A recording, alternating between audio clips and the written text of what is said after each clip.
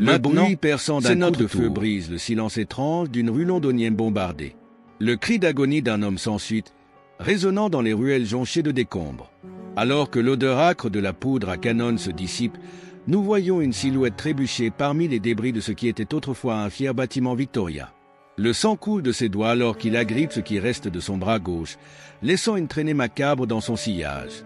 Il s'agit de Hans Müller, un homme dont la vie est sur le point de changer à jamais, un espion nazi sur le point de réaliser un acte de rédemption extraordinaire. Nous sommes en 1944 et l'Europe est plongée dans les flammes de la Seconde Guerre mondiale. Mais pour comprendre comment Hans s'est retrouvé à ce moment-là, saignant et désespéré dans les rues de Londres, il faut revenir en arrière. Retour en 1939, lorsque le monde était au bord du chaos et qu'un jeune Allemand fit un choix qui le mettrait sur cette voie fatidique. Hans Müller est né en 1915 dans la ville pittoresque de Heidelberg. Son enfance a été marquée par les conséquences de la Grande Guerre, l'humiliation de la défaite allemande et les difficultés économiques qui ont suivi. Pourtant, au sein de la maison Müller, une Allemagne différente persistait.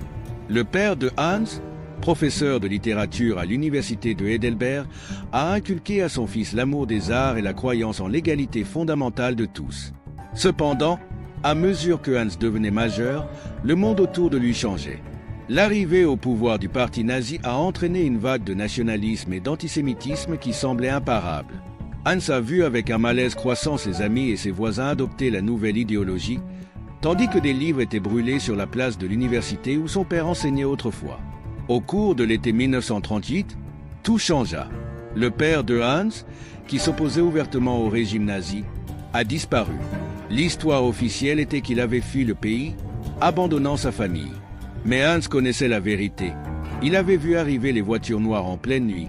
Il avait entendu les sanglots étouffés de sa mère. Seul et effrayé, Hans a pris une décision qui le hantera pendant des années. Il rejoint l'Abwehr, le service de renseignement militaire de l'Allemagne nazie.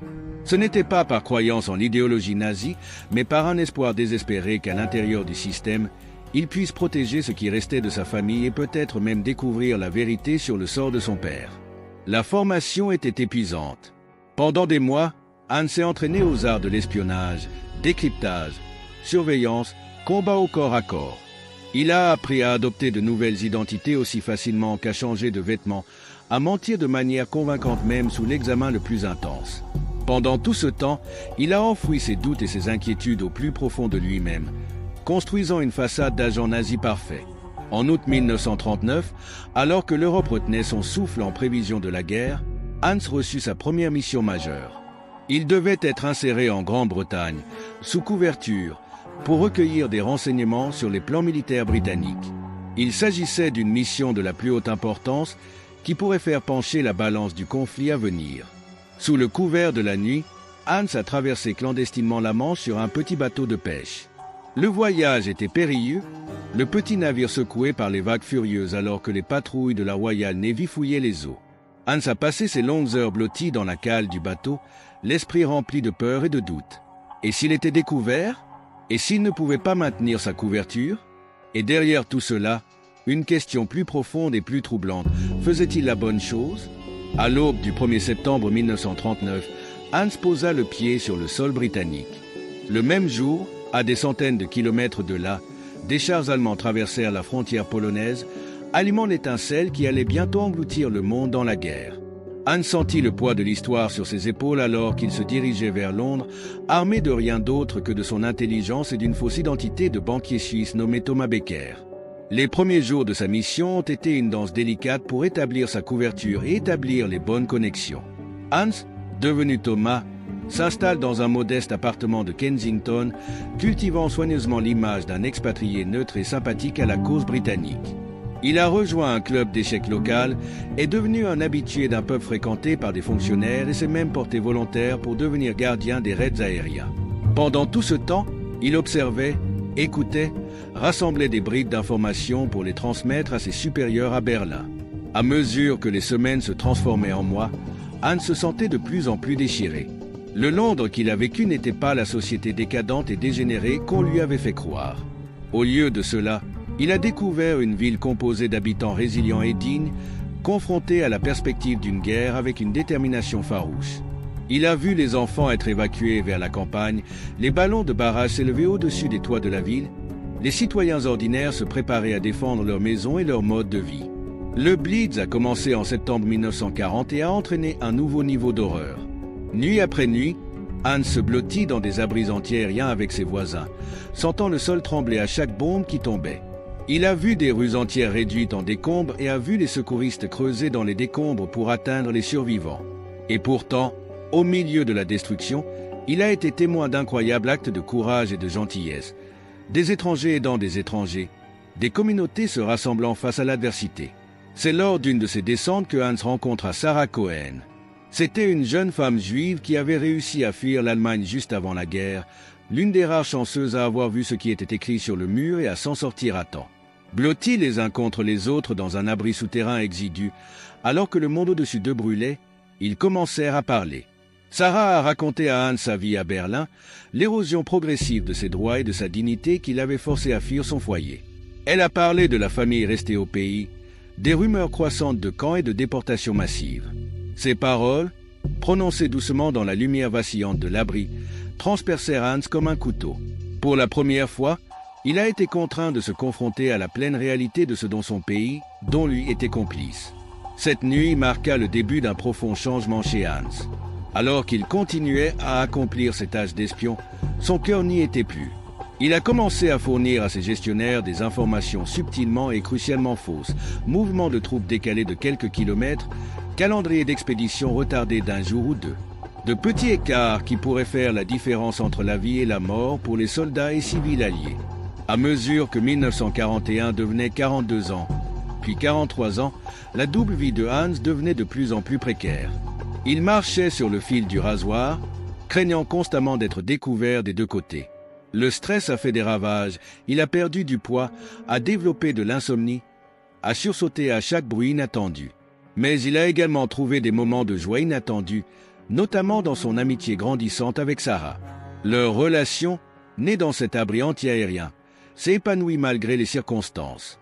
Ils se retrouvaient pour prendre le thé dans de petits cafés, partager des coupons de rationnement pour préparer des repas maigres mais précieux, se promener ensemble dans des parcs marqués par des cratères de bombes mais toujours d'un verre provocateur.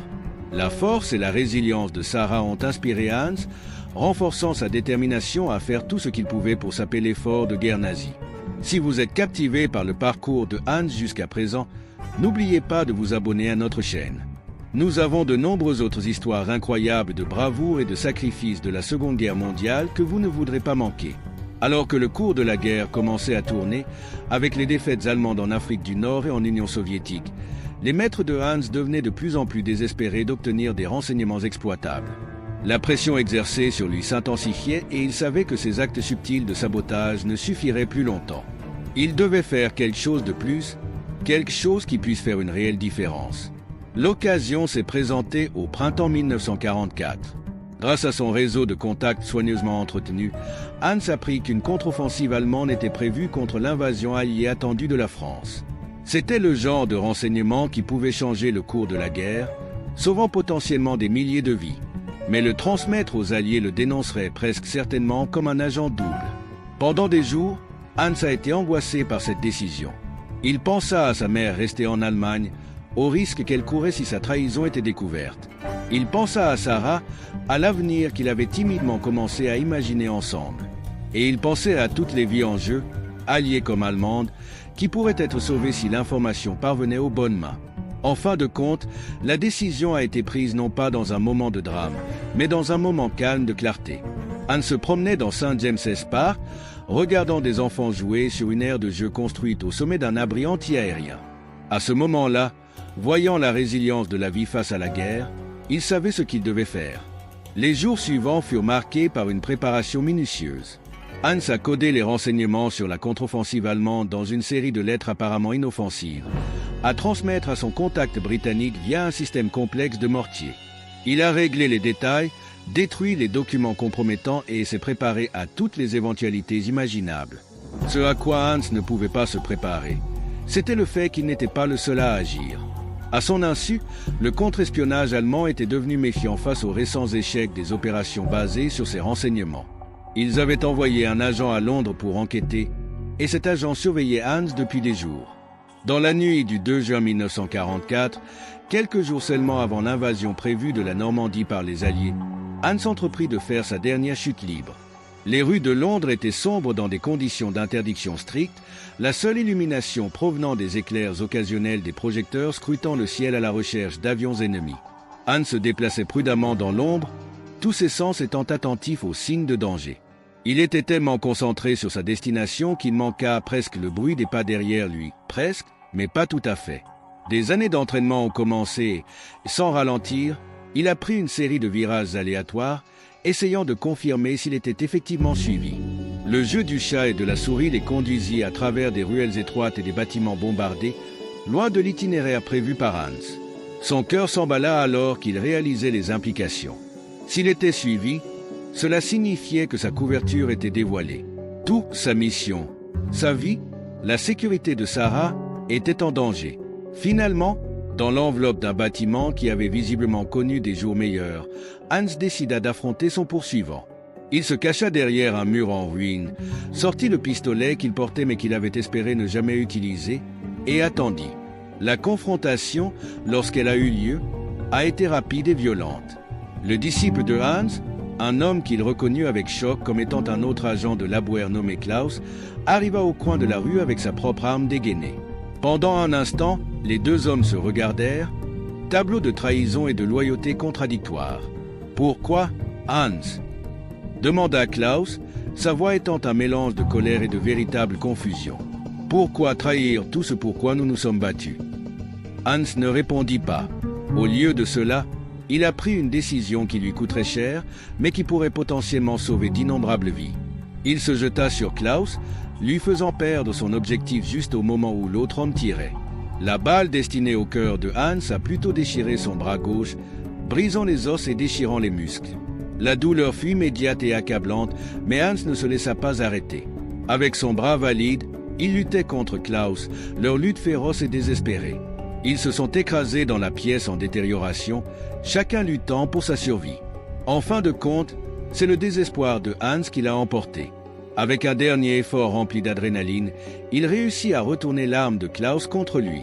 Le coup de feu retentit, assourdissant dans l'espace clos, et Klaus s'effondra au sol, les yeux écarquillés par le choc et la lumière s'éteignant rapidement. Hans se tenait là, haletant et saignant, subissant de plein fouet ce qui venait de se passer. Il avait tué un homme, pas un ennemi sans visage, mais quelqu'un avec qui il s'était entraîné, quelqu'un qui avait été un ami. La guerre, qui semblait si lointaine alors même que les bombes tombaient sur Londres, était soudain devenue intensément personnelle. Mais je n'avais pas le temps de m'y attarder. Les coups de feu auraient été entendus, des questions auraient été posées et les renseignements vitaux qu'il transportait devaient encore être fournis.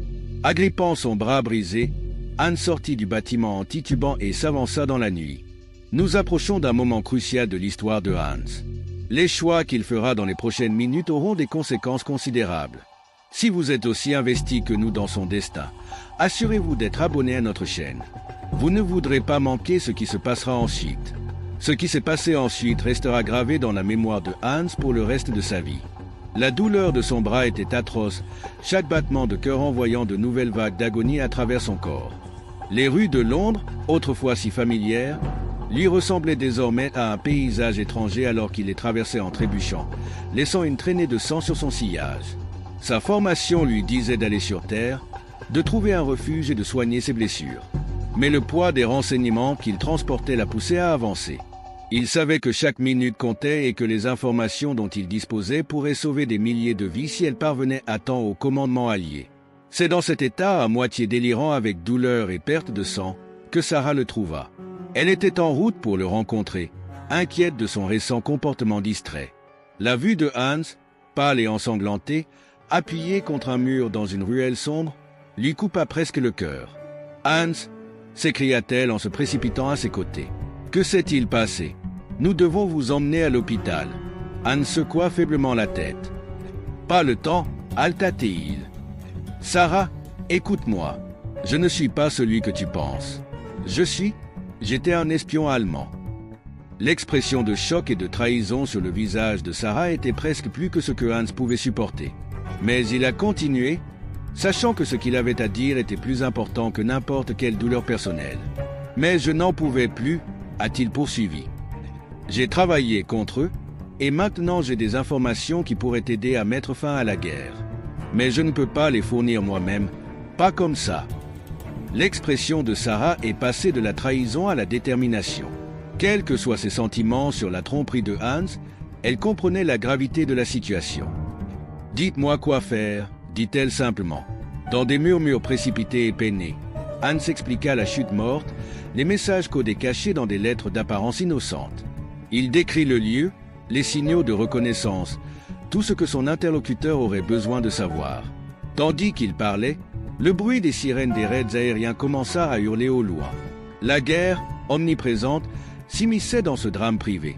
Ils savaient tous les deux qu'ils n'avaient plus le temps. « Allez, dit Hans, repoussant Sarah avec son bras valide. Transmettez-leur cette information. C'est plus important que toute autre chose en ce moment. » Sarah hésita un instant, déchirée en son devoir envers la cause plus large et son inquiétude pour Hans. À ce moment-là, Hans vit dans ses yeux tout l'avenir qu'il aurait pu avoir ensemble, un avenir qui était désormais perdu pour eux. Allah! Hans insista, avec plus de force cette fois. Et avec un dernier regard angoissé, Sarah se retourna et courut dans la nuit. Resté seul, Hans s'autorisa un moment de faiblesse. Il glissa le long du mur, laissant une trace de sang, et s'assit lourdement sur le sol. La douleur dans son bras s'était estompée en une pulsation sourde, remplacée par une froideur croissante dont il savait que ce n'était pas bon signe. Alors qu'il était assis là, attendant la suite, les pensées de Hans erraient. Il pensait à son enfance à Heidelberg, aux leçons de son père sur le bien et le mal. Il pensait à ses débuts à Londres, à la prise de conscience progressive qu'il était du mauvais côté de l'histoire. Et il pensa à Sarah, au bref bonheur qu'il avait trouvé au milieu du chaos de la guerre. Le bruit de pas qui approchait le tira de sa rêverie.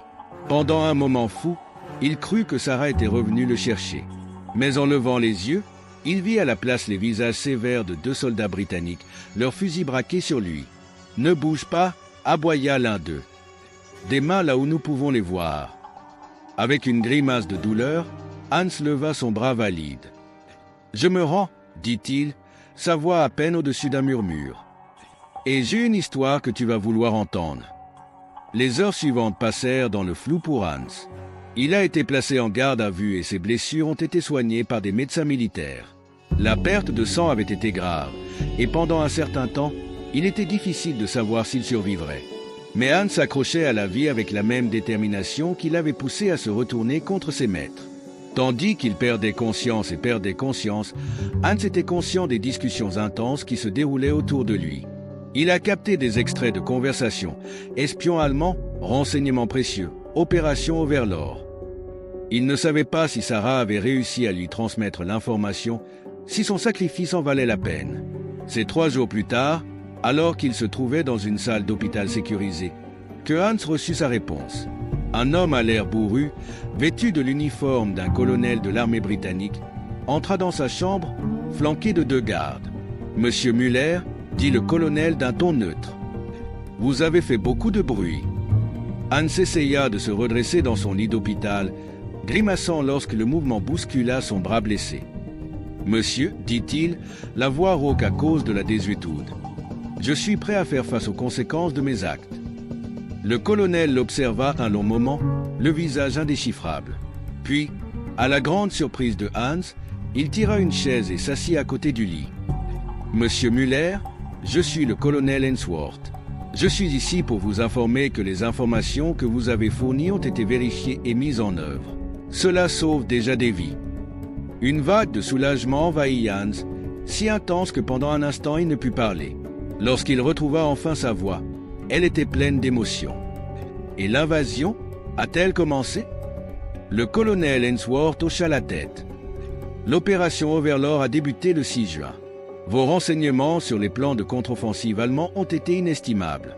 Ils nous ont permis d'ajuster nos stratégies et potentiellement de sauver des milliers de vies. » Hans ferma les yeux, laissant le poids de cette information pénétrer. Tout ce qu'il avait vécu, la douleur, la peur, la perte, tout cela en valait la peine. « Il y a autre chose que vous devriez savoir » a poursuivi le colonel. « La jeune femme qui vous a transmis vos informations, Sarah Cohen, je crois qu'elle s'appelle, a insisté pour vous voir. » À la mention du nom de Sarah, les yeux de Hans s'ouvrirent brusquement. « Est-ce qu'elle va bien? Elle n'a pas été blessée, n'est-ce pas ?» L'expression sévère du colonel s'adoucit légèrement. « Elle va bien. Courageuse jeune femme. Elle a travaillé avec nous, nous aidant à décoder certaines des informations supplémentaires que vous avez fournies. Elle s'est également portée garante de vous avec véhémence. » Hans ressentait un mélange de fierté et de tristesse.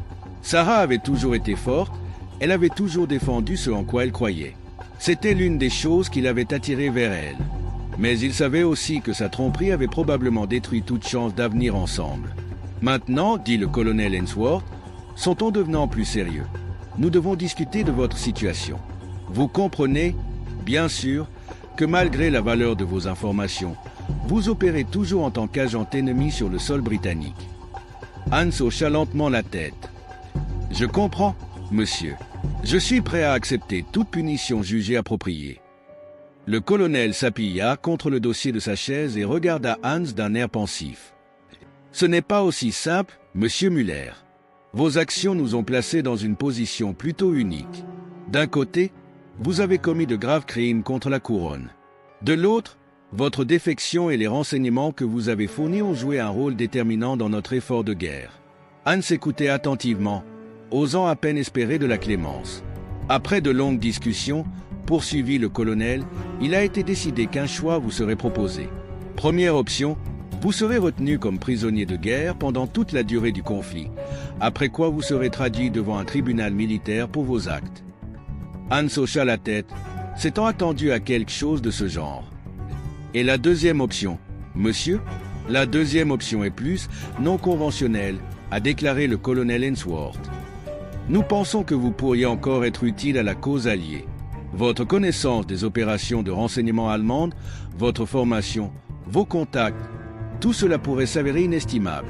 Si vous êtes d'accord, vous travailleriez avec nous, sous stricte supervision bien sûr, pour aider à contrer les efforts des services de renseignement nazis. L'offre a pris Hans par surprise. C'était plus que ce qu'il avait osé espérer. Une chance non seulement d'éviter la punition, mais aussi de travailler activement contre le régime qu'il en était venu à mépriser.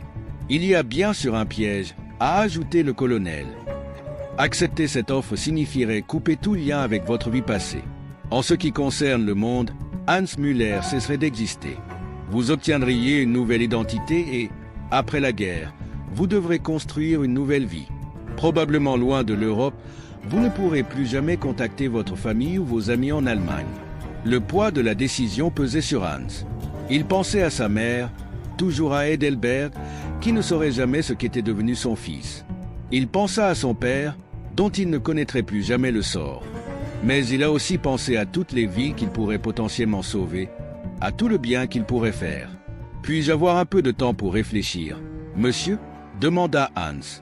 Le colonel Ainsworth hocha la tête. « Vous avez jusqu'à demain matin.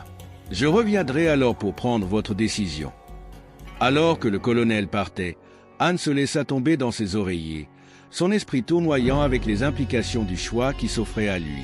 C'est alors qu'il remarqua une petite silhouette debout dans l'embrasure de la porte, Sarah.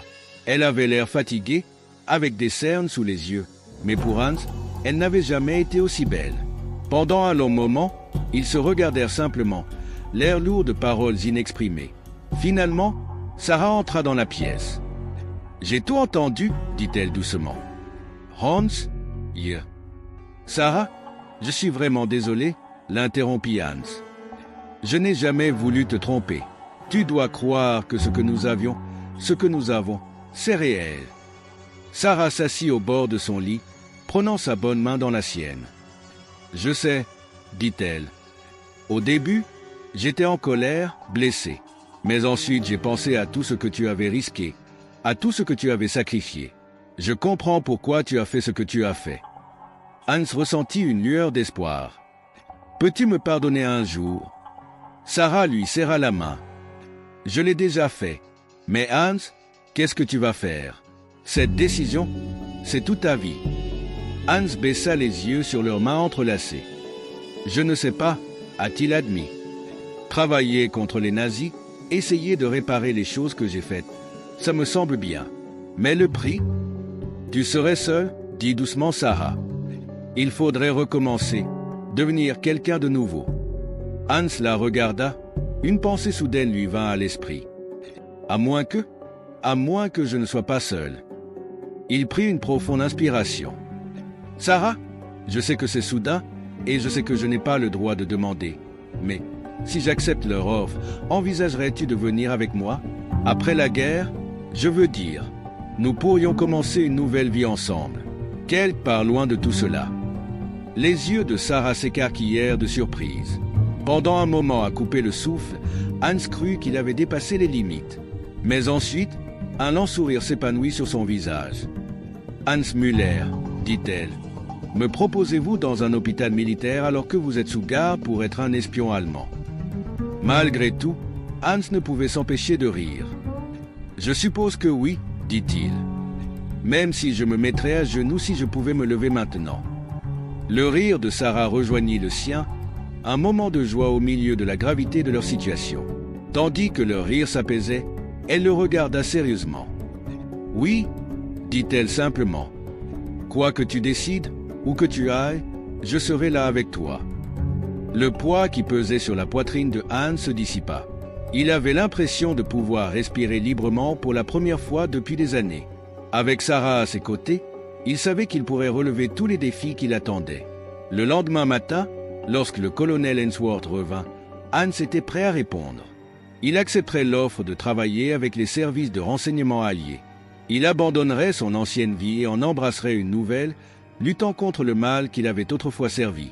Les mois qui suivirent furent intenses et souvent dangereux. Hans a travaillé sans relâche, utilisant ses connaissances pour aider les Alliés à anticiper et à contrer les opérations de renseignement allemandes. Ses idées se sont révélées inestimables, contribuant à de nombreuses victoires, grandes et petites. Alors que la guerre progressait, la relation entre Hans et Sarah s'approfondit. Ils se sont mariés lors d'une petite cérémonie privée au printemps 1945, quelques semaines seulement avant la capitulation de l'Allemagne. Ce fut un moment doux amer pour Hans, sachant que sa mère ne saurait jamais rien de son mariage, de sa nouvelle vie ni des petits-enfants qui naîtraient dans les années à venir. Après la guerre, conformément à leur accord, Hans et Sarah ont reçu une nouvelle identité et ont déménagé au Canada.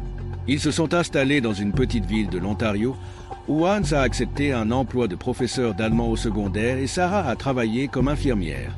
Pour leurs voisins, il s'agissait d'Henri et Sophie Marshall, un couple tranquille avec un léger accent et une tendance à se réveiller après des cauchemars. La transition vers la vie civile n'a pas été facile. Hans, devenu Henri, luttait contre le poids de son passé et la peur constante d'être découvert. Chaque coup inattendu à la porte, chaque regard curieux d'un étranger faisait battre son cœur. Il se retrouvait à scruter la foule à la recherche de visages familiers, s'attendant à moitié à voir un ancien collègue ou gestionnaire qui pourrait le dénoncer. Sarah, toujours son roc, l'a aidé à traverser les pires de ces moments.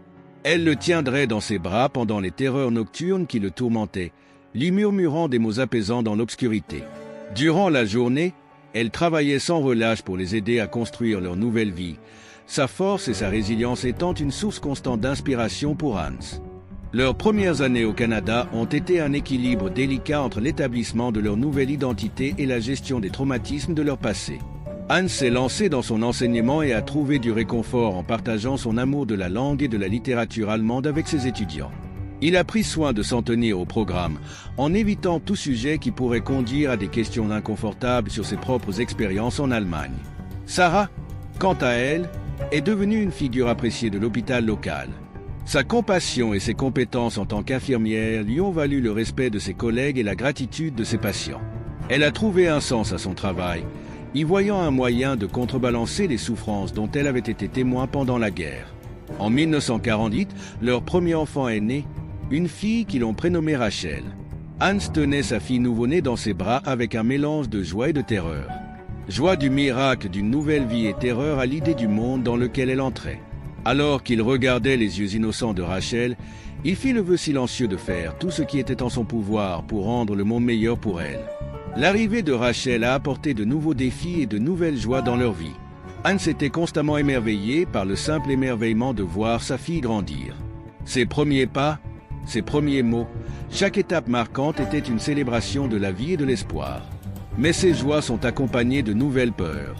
Dans quelle mesure devrait-il parler à Rachel de leur passé? Comment pourrait-il la protéger des ombres qui pesaient encore sur leur vie? À mesure que Rachel grandissait, Hans et Sarah décidèrent de lui raconter une version simplifiée de leur histoire. Ils expliquèrent qu'il était venu d'Europe après la guerre, qu'il avait changé de nom pour des raisons de sécurité. Ils ont parlé en termes généraux de l'importance de défendre ce qui est juste, même lorsque c'est difficile. Rachel a absorbé ces leçons avec un sérieux au-delà de son âge, semblant comprendre instinctivement le poids du passé de ses parents. En 1953, leur famille s'agrandit encore avec la naissance de leur fils, David. Hans, désormais plus installé dans sa nouvelle vie, embrassa la paternité avec une joie qui le surprenait parfois.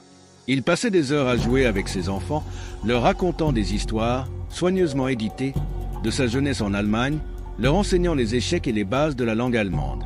Au fil des années, Hans a trouvé une certaine paix dans sa nouvelle vie. Les cauchemars sont devenus moins fréquents, la paranoïa moins intense. Il s'est fait connaître dans la communauté comme un enseignant dévoué, respecté pour ses connaissances et sa capacité à inspirer le goût d'apprendre chez ses élèves. Mais le passé n'était jamais loin. En 1961, le procès d'Adolf Eichmann en Israël a ramené les horreurs du régime nazi dans la conscience publique. Hans regardait les reportages avec une fascination malsaine, incapable de détourner le regard mais tourmenté par les souvenirs qu'il réveillait. Un soir, après une journée de procès particulièrement difficile, Hans se retrouva assis seul dans le salon sombre, un verre de scotch à la main. Sarah le trouva là, regardant dans le vide, les larmes aux yeux. « J'aurais pu être l'un d'entre eux », dit-il doucement alors qu'elle s'asseyait à côté de lui. « Si je n'avais pas fait le choix que j'ai fait, si je ne t'avais pas rencontré, j'aurais pu me trouver sur ce banc des accusés avec Eichmann. » Sarah lui prit la main, son contact l'immobilisant comme cela avait été le cas tant de fois auparavant. « Mais ce n'est pas le cas, » dit-elle fermement. « Tu as fait un choix différent. Tu as tout risqué pour faire ce qui était juste. » Hans hocha lentement la tête, puisant sa force dans ses paroles. « Parfois, je me demande si j'en ai fait assez, a-t-il admis. Si jamais je peux vraiment rattraper ce que j'ai fait, le système dont je faisais partie. » Sarah resta silencieuse pendant un moment, réfléchissant attentivement à ses paroles. « Peut-être que nous ne pourrons jamais complètement expier le passé, dit-elle finalement. Mais nous pouvons travailler chaque jour pour rendre le monde un peu meilleur. Et Hans, c'est exactement ce que tu fais. » Elle fit un geste autour de leur modeste maison, vers les photos de leurs enfants sur les murs, vers la pile de devoirs sur la table basse attendant que Hans corrige. Vous façonnez les jeunes esprits, leur apprenez à penser de manière critique, à remettre en question l'autorité. Vous élevez nos enfants dans la compassion, dans la défense de ce qui est juste. C'est important, Hans. C'est tellement important. Ces paroles étaient un baume pour son âme troublée, comme elle l'avait été tant de fois au fil des années. Hans la rapprocha, s'émerveillant une fois de plus du coup du sort qui avait amené cette femme remarquable dans sa vie. Le procès Eichmann a suscité un regain d'intérêt pour la Seconde Guerre mondiale et l'Holocauste parmi les étudiants de Hans. Beaucoup d'entre eux, nés après la guerre, découvraient pour la première fois ces événements en détail. Hans s'est retrouvé à marcher sur une ligne délicate, voulant s'assurer que ses élèves comprennent la gravité de ce qui s'était passé sans révéler son lien personnel avec les événements. Un jour, un étudiant lui a demandé directement s'il avait combattu pendant la guerre. Hans ressentit un moment de panique, mais des années passées à maintenir sa couverture lui permirent de réagir en douceur. « J'étais très jeune quand la guerre a pris fin », a-t-il déclaré, ce qui était tout à fait vrai. Mais j'ai pu constater personnellement ses effets en Europe avant de venir au Canada. L'étudiant hocha la tête, acceptant cette réponse. Mais la question restait avec Hans, l'amenant à se demander combien de temps il pourrait continuer à cacher son passé et s'il devait le faire. Au fur et à mesure que les années 60 avançaient, Hans observait avec un mélange d'espoir et d'appréhension le monde changer autour de lui. Le mouvement des droits civiques aux États-Unis lui a rappelé le pouvoir de s'élever contre l'injustice, mais aussi les préjugés profondément enracinés qui peuvent exister au sein des sociétés. Les tensions de la guerre froide lui ont rappelé son travail dans le renseignement, le rendant reconnaissant pour la vie tranquille qu'il menait désormais. En 1968, Rachel, aujourd'hui âgée de 20 ans, rentra de l'université avec une nouvelle qui bouleversa Hans au plus profond de lui-même. Elle avait décidé de passer un semestre étudié à l'étranger, en Allemagne. Ce sera une formidable opportunité de pratiquer la langue, papa, a-t-elle déclaré avec enthousiasme pendant le dîner. Et pour en savoir plus sur notre patrimoine. Hans avait l'impression que le sol s'était effondré sous lui. La pensée de sa fille en Allemagne, marchant peut-être dans les mêmes rues qu'il avait parcourues étant jeune homme, le remplissait d'une terreur qu'il n'avait pas ressentie depuis des années.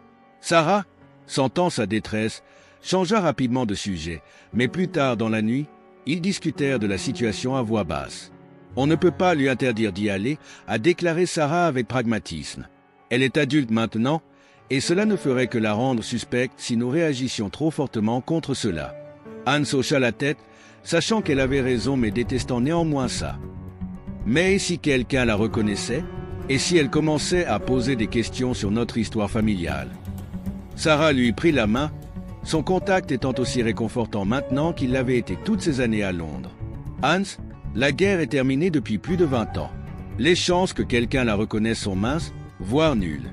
Et si elle commence à poser des questions, il est peut-être temps de lui dire toute la vérité.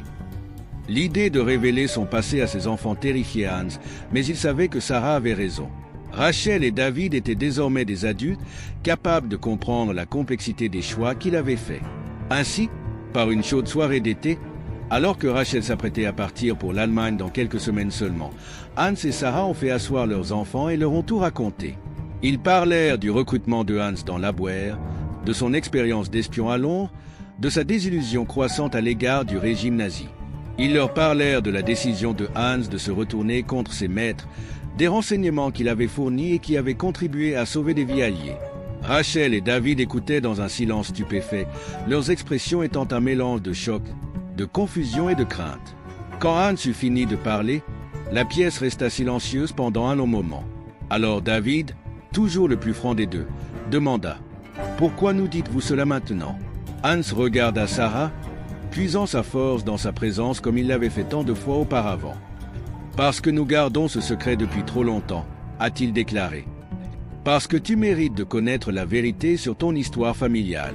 Et parce que j'en ai marre d'avoir peur. » Rachel, les larmes aux yeux, tendit la main et prit la main de son père. « Papa, dit-elle doucement, ce que tu as fait, c'était incroyablement courageux. » Hans sentit un poids s'envoler de ses épaules aux paroles de sa fille. Il avait passé tant d'années à craindre leur jugement, craignant qu'ils ne le considèrent comme un traître ou un lâche. Entendre de la compréhension et même de l'admiration dans la voix de Rachel était plus que ce qu'il avait jamais osé espérer. La conversation a duré jusque tard dans la nuit, Rachel et David posant des questions sur tous les aspects du passé de leurs parents. Hans et Sarah répondirent aussi honnêtement qu'ils le purent, comblant les lacunes de leur histoire familiale qui avait toujours été entourée de mystères. Alors que les premières lueurs de l'aube commençaient à se faufiler à travers les fenêtres, Rachel prit une décision. « Je veux toujours aller en Allemagne, » dit-elle fermement. « Mais maintenant, je veux aller comprendre, voir d'où tu viens, papa, et essayer de comprendre les forces qui ont façonné ta vie. » Hans a ressenti un mélange complexe d'émotions aux paroles de sa fille, la fierté de sa maturité et son désir de comprendre, la peur de ce qu'elle pourrait découvrir, et un amour profond et constant pour cette jeune femme remarquable que lui et Sarah avaient élevée. Le séjour de Rachel en Allemagne est devenu un voyage de découverte pour toute la famille. Elle écrivait de longues lettres chez elle, décrivant les lieux qu'elle visitait, les personnes qu'elle rencontrait, les cicatrices persistantes de la guerre qu'elle observait dans le paysage et dans la psyché du pays. Son point de vue, celui d'un jeune Canadien voyant l'Allemagne pour la première fois, a aidé Hans à voir son pays natal sous un nouveau jour. Une lettre en particulier s'est démarquée. Rachel avait visité Heidelberg, la ville où Hans avait grandi. Elle a décrit sa marche le long du Philosophenweg, le même chemin que Hans avait souvent emprunté avec son père lorsqu'il était enfant. « Je me tenais là, regardant la ville, » a écrit Rachel, « et j'essayais de t'imaginer comme un jeune homme, papa, plein de rêves et d'ambition. Je me demandais ce que grand-père aurait pensé des choix que tu avais faits, dès la vie que vous avez construite. Je pense qu'il aurait été fier. » Hans a lu ces mots les larmes aux yeux, ressentant un lien avec son père perdu depuis longtemps qu'il n'avait pas ressenti depuis des décennies. Il a répondu à Rachel, partageant des souvenirs de son enfance à Heidelberg qu'il avait longtemps gardés enterrés. Ce fut une expérience cathartique, lui permettant de se réapproprier des pans de son passé qu'il croyait perdus à jamais. Au fil des années, Hans s'est retrouvé plus en paix avec son histoire. La peur d'être découvert s'est progressivement estompée, remplacée par une fierté discrète pour la vie que lui et Sarah avaient bâtie, pour les enfants qu'il avait élevés, pour l'impact positif qu'il avait eu sur leur communauté. En 1985, 40 ans après la fin de la guerre, Hans reçut une lettre qui allait encore une fois changer sa vie. Il s'agit d'un historien qui étudie le rôle des renseignements allemands pendant la Seconde Guerre mondiale. D'une manière ou d'une autre, l'historien avait reconstitué des fragments de l'histoire de Hans et l'avait retrouvé au Canada. La lettre était respectueuse, assurant à Hans que l'historien n'avait pas l'intention de révéler son identité sans autorisation. Au lieu de cela, il tendait la main dans l'espoir que Hans serait prêt à partager ses expériences pour aider à combler les lacunes des archives historiques. Le premier réflexe de Hans fut d'ignorer la lettre pour protéger la vie qu'il avait bâtie. Mais en discutant avec Sarah et ses enfants, il a commencé à y voir une opportunité. Une opportunité de partager son histoire selon ses propres conditions pour s'assurer que la complexité de ses expériences ne soit pas perdue dans l'histoire. Après de longues délibérations, Hans accepta de parler avec l'historien, à condition que son identité actuelle soit protégée. Au cours d'une série d'entretiens, il a partagé son histoire dans son intégralité pour la première fois depuis son débriefing par les services de renseignement alliés il y a toutes ces années. Le processus était épuisant sur le plan émotionnel, obligeant Hans à revivre certains des moments les plus sombres de sa vie. Mais c'était aussi cathartique, lui permettant de contextualiser ses expériences dans le cadre plus large de l'histoire. Lorsque le livre de l'historien a été publié l'année suivante, avec l'histoire de Hans présentée comme une étude de cas anonyme, il a déclenché une nouvelle conversation sur les complexités morales du travail de renseignement et la nature de la rédemption en temps de guerre. Hans a lu le livre avec un sentiment de détachement surréaliste, voyant sa vie décrite dans une prose académique. Mais c'est l'épilogue qui l'a le plus profondément ému. L'historien conclut: l'histoire de l'agent X nous rappelle avec force que même dans les moments les plus sombres, les choix individuels comptent. Elle nous met au défi de réfléchir à la nature de la loyauté, à la possibilité de rédemption et au pouvoir durable de la conscience humaine. Dans un monde qui semble souvent divisé en catégories claires de héros et de méchants, Agent X nous rappelle que la réalité est bien plus complexe. Son histoire témoigne de l'idée qu'il n'est jamais trop tard pour choisir une voie différente, pour se lever, pour ce qui est juste, même au prix d'un grand prix personnel. Hans Müller, l'espion nazi qui a perdu son bras mais qui a sauvé son âme, est décédé en 1988, entouré de sa famille aimante. Il a laissé derrière lui un héritage de courage, de sacrifice et le pouvoir durable de choisir de faire ce qui est juste, même face à des obstacles insurmontables. Dans ces derniers jours, Hans réfléchit au long et étrange voyage de sa vie. Il pensait au jeune homme qu'il avait été à Heidelberg, plein d'incertitude et de peur. Il pensa à son séjour à Londres, au moment où il avait décidé de se retourner contre tout ce qu'on lui avait appris à croire.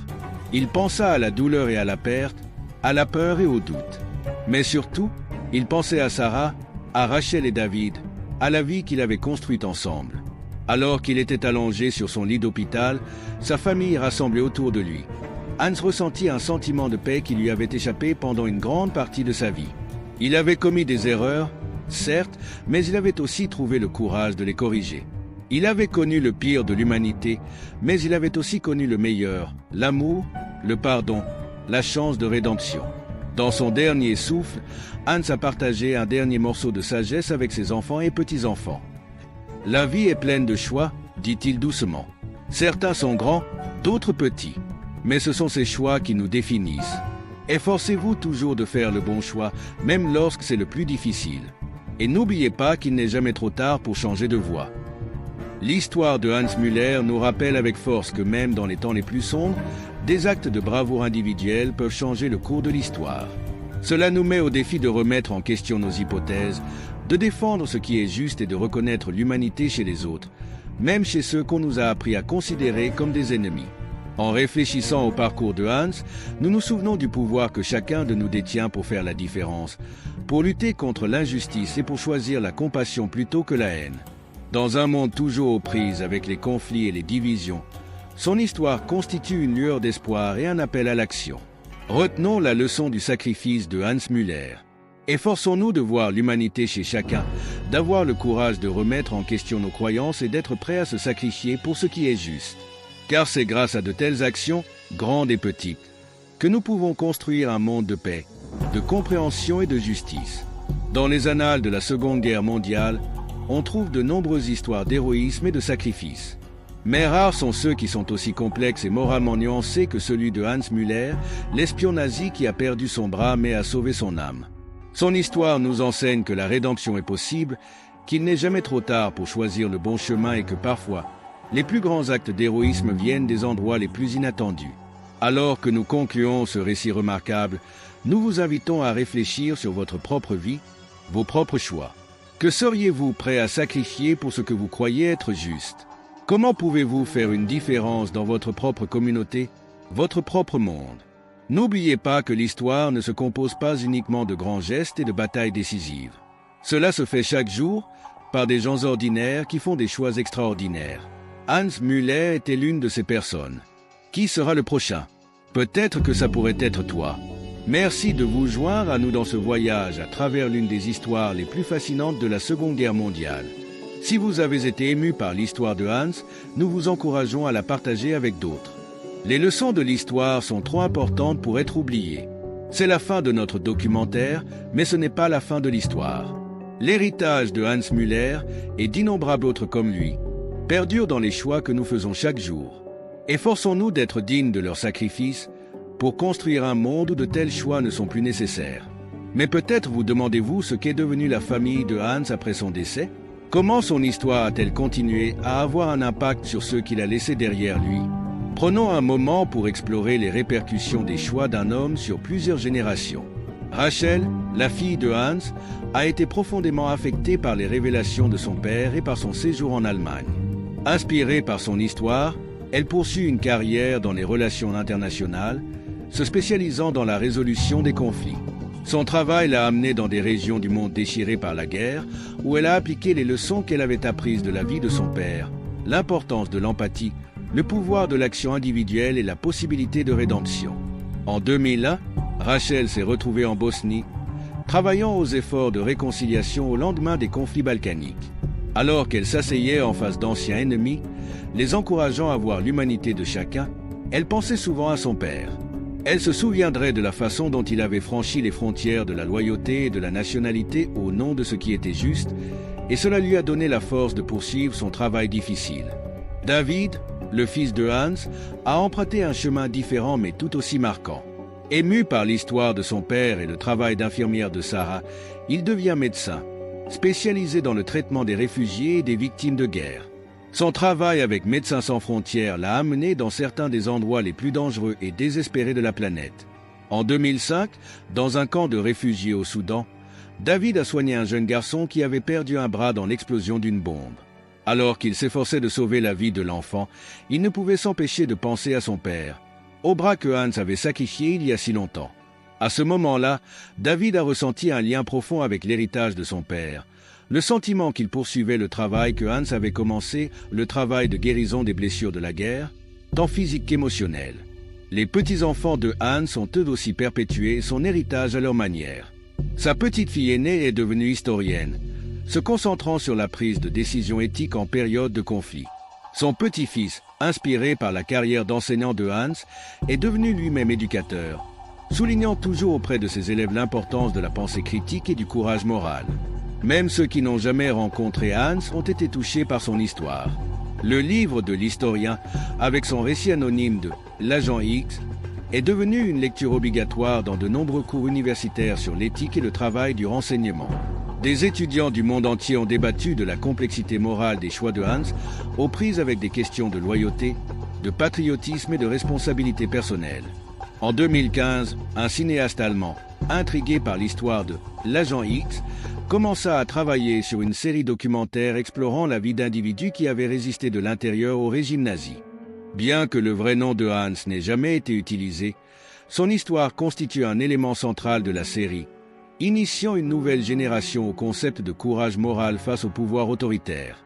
La série a suscité un regain d'intérêt pour les histoires de gens ordinaires qui avaient trouvé la force de résister pendant la Seconde Guerre mondiale. Les historiens ont commencé à creuser plus profondément, découvrant davantage d'histoires d'héroïsme discret d'individus qui, comme Hans, avaient fait le choix difficile de s'opposer à l'injustice, souvent au prix d'un grand prix personnel. Au Canada, La petite ville de l'Ontario où Hans et Sarah avaient élu domicile a connu un regain d'intérêt inattendu. Même si peu de gens connaissaient les détails du passé des Marshall, les grandes lignes de leur histoire, des réfugiés qui avaient reconstruit leur vie après la guerre, étaient bien connues.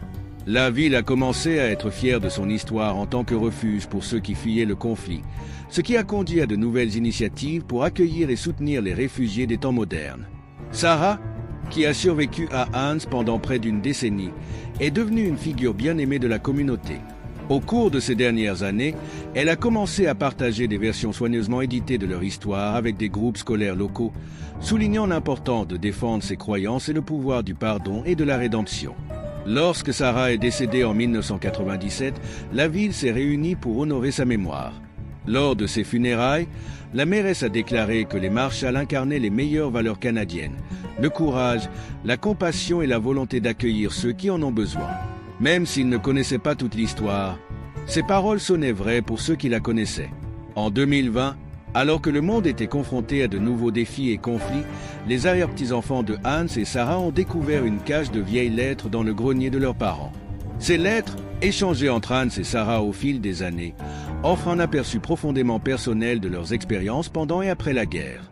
La famille a débattu de ce qu'il fallait faire de ce trésor de matériel historique. Finalement, ils ont décidé de faire don des lettres à un musée dédié à la préservation des histoires des réfugiés de la Seconde Guerre mondiale, à condition que les vrais noms de Hans et Sarah soient protégés. Le musée a créé une exposition marquante autour des lettres, les utilisant pour illustrer les impacts à long terme de la guerre et les luttes en cours de ceux qui vivent avec ces souvenirs. Les visiteurs de l'exposition ont été profondément émus par l'histoire d'amour qui en est le cœur, l'histoire de deux personnes qui s'étaient retrouvées au milieu du chaos de la guerre et avaient construit leur vie ensemble dans un nouveau pays. L'un des éléments les plus poignants de l'exposition était la dernière lettre que Hans avait écrite à Sarah, quelques jours seulement avant sa mort. Il y réfléchit sur leur vie commune. « Ma très chère Sarah, en repensant à notre vie commune, je suis rempli d'émerveillement et de gratitude. Nous sommes loin de ces jours sombres à Londres. Parfois, je n'arrive toujours pas à croire que nous avons réussi, que nous avons construit cette belle vie ensemble. Je sais qu'il y a eu des moments où le poids de notre passé semblait insupportable. Il y avait des nuits où les souvenirs menaçaient de nous submerger. Mais nous avons toujours retrouvé le chemin l'un vers l'autre, vers la lumière. Tu as été ma force, ma conscience, mon cœur. Sans toi, j'aurais peut-être été perdu dans les ténèbres qui me consumaient autrefois. Vous m'avez aidé à trouver un moyen de vivre avec mon passé, de l'utiliser comme une force pour le bien plutôt que de le laisser me détruire. Nos enfants, nos petits-enfants, ils sont notre plus grande réussite. En eux, je vois de l'espoir pour l'avenir. Ils font avancer le meilleur d'entre nous et je suis convaincu qu'ils continueront à œuvrer pour un monde meilleur. Alors que j'approche la fin de mon voyage, je suis en paix. Quelles que soient les erreurs que j'ai commises, quelles que soient les ténèbres dans lesquelles j'ai embrassé, je sais qu'en fin de compte, j'ai choisi le bon chemin. Et ce chemin m'a conduit à vous, à notre famille, à une vie remplie d'amour et de but. Merci, mon amour, pour tout. Pour votre force, votre pardon, votre croyance inébranlable dans la bonté qui peut fleurir même dans les endroits les plus sombres. À toi, toujours et pour toujours, Hans, cette lettre, plus que toute autre chose, résumait le message de la vie de Hans. L'amour, le courage et le choix de faire ce qui est juste peuvent finalement surmonter même les chapitres les plus sombres de l'histoire humaine. Alors que nous clôturons ce chapitre de notre exploration de la vie de Hans Müller, nous nous retrouvons avec un sentiment profond du pouvoir du choix individuel. La décision d'un homme, prise dans un moment de clarté morale au milieu du brouillard de la guerre, s'est répercutée sur des décennies, touchant d'innombrables vies et contribuant, à sa manière, à la guérison des blessures profondes laissées par la Seconde Guerre mondiale. L'histoire de Hans nous rappelle que l'histoire n'est pas seulement une séquence de grands événements et de forces considérables. C'est aussi la somme de millions de choix individuels, faits par des gens ordinaires dans des circonstances extraordinaires.